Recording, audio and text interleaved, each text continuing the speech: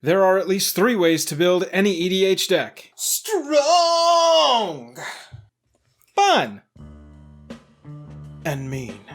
Let's take a look at the strong, fun, and mean ways I would build Rielle, the Everwise, in Commander. The video starts right now.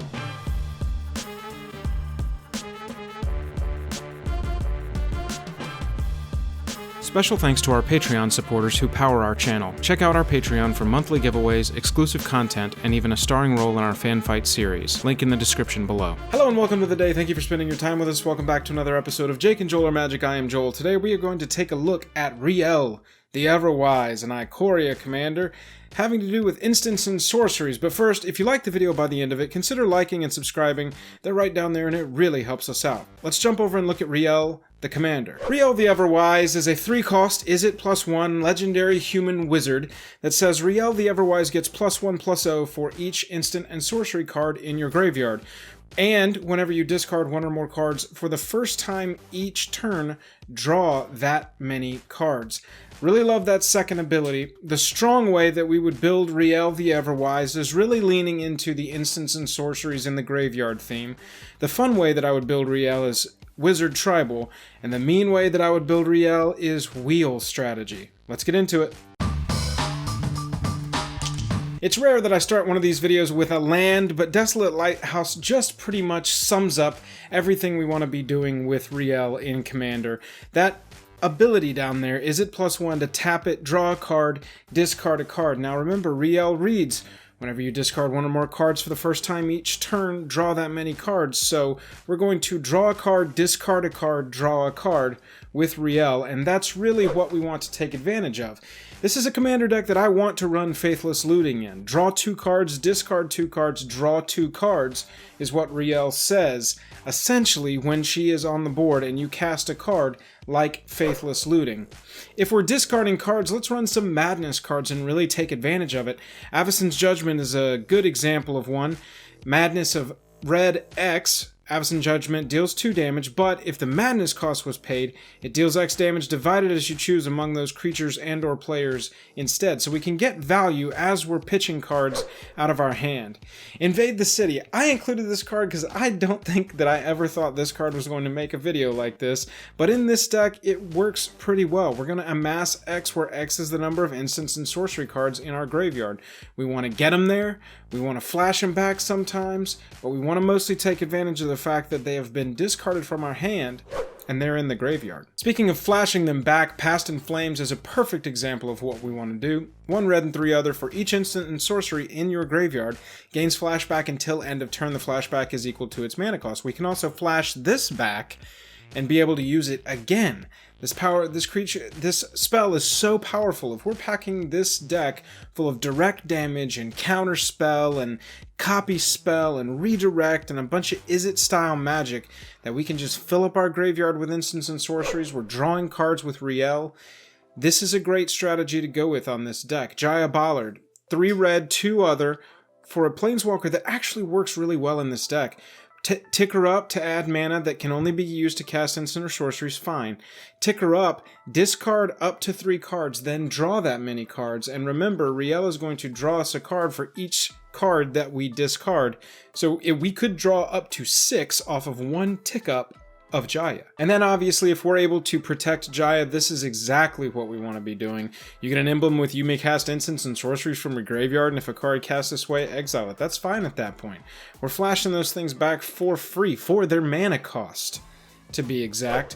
Metallurgic Summonings, I love the synergy here on this one. 2 blue, 3 other for an enchantment that says whenever you cast an instant or sorcery, create an XX, where X is that converted mana cost. And then, if you can get up to 6 artifacts on the battlefield, 2 blue, 3 other, exile it, return all instants and sorceries from your graveyard to your hand. Say we're out of gas, say we got a refill. Hopefully we've got something like Reliquary Tower on the battlefield. And this is going to allow us to get all that stuff back from the graveyard and be creating creatures off of our spell casts every single time. That's whenever you cast an instant or sorcery. That's not first one each turn, whatever. You can create, if you cast a 1-cost spell, you're creating a 1/1 all the way up every converted CMC. Magic Mirror Love this card in this deck. 3 blue, 6 other, costs 1 less for each instant and sorcery in your graveyard. You have no maximum hand size, and at the beginning of your upkeep, put a knowledge counter on it, then draw a card for each knowledge counter on Magic Mirror. If you haven't been able to tell, we're going to be filling our hand up with spells like counter spells. You need to be running direct damage spells, bounce, flicker stuff, redirection. Very Izzet style magic need to be your instants and sorceries in here. This is just kind of a suite of very excellent support cards to go around those. We've got Backdraft Hellkite, 2 red, 3 other for a flying 4/4 that whenever it attacks, each instant and sorcery in your graveyard gains flashback equal to its mana cost. There you go, we're just getting redundancy on these support. You want to run things like Izzet Charm, really versatile instants and sorceries that you can flashback over and over again, are going to do different things. Got Eternal Kefnit's, another huge support piece here. 2 blue, 2 other for a flying 4/5. You may reveal the first card you draw each turn as you draw it. Whenever you reveal an instant or sorcery, copy it, and you can cast that copy, and the copy costs 2 less. This is excellent, obviously. And when it dies, you get to put it into your library third from the top if you so choose, and just get it right back. The card is excellent. I love it in this deck. You're also going to want to run creatures like this. Spellheart Chimera. Is it +1 for a flying trample X3, where X is equal to the number of instants and sorcery cards in your graveyard. That's a good, build around strategy. This is a good case. There's multiple directions, and that's why I like this commander. These are the support cards that you want to think about. Let's look at a fun strategy to build, and we can make a wizard sub-theme in this deck. A wizard's version of this kind of runs itself. We're going to want to pay off having multiple wizards on the battlefield at any given time. Stuff like this. Narumea is a flash. When it enters the battlefield, copy target instant or sorcery you control. You can choose new targets, plus it anthems our wizards that are already on the battlefield. Very good support card. Azami, Lady of Scrolls. 3 blue, 2 other for a legendary O2, but it says tap an untapped wizard you control. Hint, herself can be counted to draw a card. Insane card advantage if you've got multiple wizards on the battlefield drawing you cards. You're able to counter spells, you're able to flick spells back to their owner's hand, exile things, this kind of effect. Atlas, the Cinderwind. Is it +1 for a flying haste 2/2? Whenever you cast an instant or sorcery, each wizard you control gets +1/+1 until end of turn. If you can just rattle off a bunch of them all at once, you're drawing cards with our commander's ability, and we're sending our wizard team across the board to attack. This is how we can do it. Next up, we've got Baral, Chief of Compliance. 1 blue, 1 other for a human wizard 1/3 that says instants and sorceries cost 1 less, and whenever a spell or ability you control counters a spell, you may draw a card. If you do, discard a card. If you control your commander, draw a card again. That's what I love about this deck. We're going to be able to keep our hand full. Normally a counterspell deck is going to run out of steam, but this one has this way of keeping on chugging along. And look, if we're going to talk about wizards and graveyards and instants and sorceries, Snapcaster Mage has to be mentioned. You got to get this card for this deck. It's fantastic. If you haven't seen it before, 1 blue, 1 other for a 2/1 flasher. When it enters the battlefield, target instant or sorcery in your graveyard gains flashback until end of turn equal to its mana cost.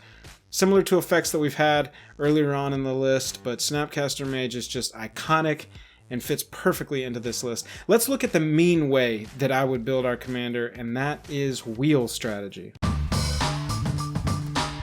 So obviously with Rielle, whenever we're discarding, we're also drawing for those discards, and then most of the cards that are allowing us to discard and draw, we're going to just be drawing more and more and more. Wheel is a great way to go with this deck, in my opinion, because with Rielle on the battlefield, this says 1 red, 2 other.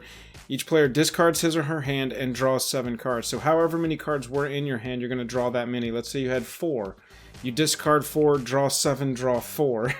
You're refilling your hand like that. You're really getting through your library too, which is something you need to watch out for, and something we're going to talk about. Windfall, here's another example of it. 1 blue, 2 other. Each player discards their hand, then draws cards equal to the greatest number of cards a player discarded this way.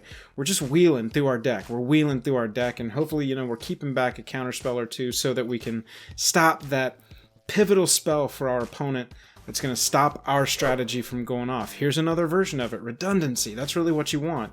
2 blue, 4 other for each player shuffles their hand and graveyard into their library, then draws 7 cards. This one's not going to trigger our discard, but it's going to get us through our library with our wheel strategy, which is going to pay off.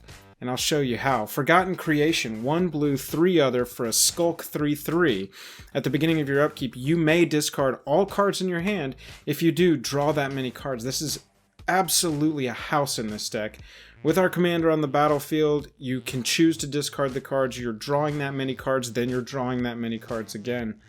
If you don't have your commander on the battlefield, you can choose not to because it's a May. Reforge the Soul. Each player discards his or her hand, then draws 7 cards. You can see we're looking for that effect as many possible times. I didn't even include in this list every single effect like this. You can find some, but you will absolutely grow that stack of very wheelie effects on multiple cards. Tolarian Winds. 1 blue, 1 other, discard your hand, then draw that many cards. I love this card because it's an instant. You can stay untapped to counter anything that may be troubling you, and then at the end of your last opponent's turn, right before you go, discard your hand, draw that many cards, draw that many cards. It's just absolutely crazy. I was talking about payoffs for this strategy. How about 1 blue, 2 other? If you would draw a card while your library has no cards in it, you win the game. Lab Maniac, you know him, you love him. This is where we want to go. We want to wheel all our cards away, get to an empty library, get a solid payoff for it. We want to have some redundancy on that as well. 3 blue, 1 other for Jace Wielder. If you would draw a card while your library has no cards in it, you win the game instead. That's all we care about on this card. The rest of it's awesome. It's fine. It's going to help us. But we want that passive effect because we're going to try and get through our library as quickly as possible with Rielle. And you can't run a wheel deck without running Teferi's Puzzle Box just because we're talking about the mean build, and this is such a mean thing to do. At the beginning of each player's draw step, that player puts the cards in his or her hand on the bottom of his or her library in any order, then draws that many cards. We're just going to do this. We're going to do this over and over again. Alright, this is necessary in a strategy like this. Those are the 3 ways I would build Rielle. Like I said, that first, the strong set of cards is really the shell that I would build for Rielle, and then I would try and establish my sub-themes past that. Let me know how you would build Rielle. I'm really interested to talk to you about this commander. It's one of the spicier commanders from my Ikoria, and I'm eager to see how different people are building it. If you like the video, like I said, hit that subscribe and that like button. If you want to support us further, we have a Patreon. The link is down in the description below. And if you want to hang out with us, we're streaming twice weekly over on Twitch. We'll catch you later.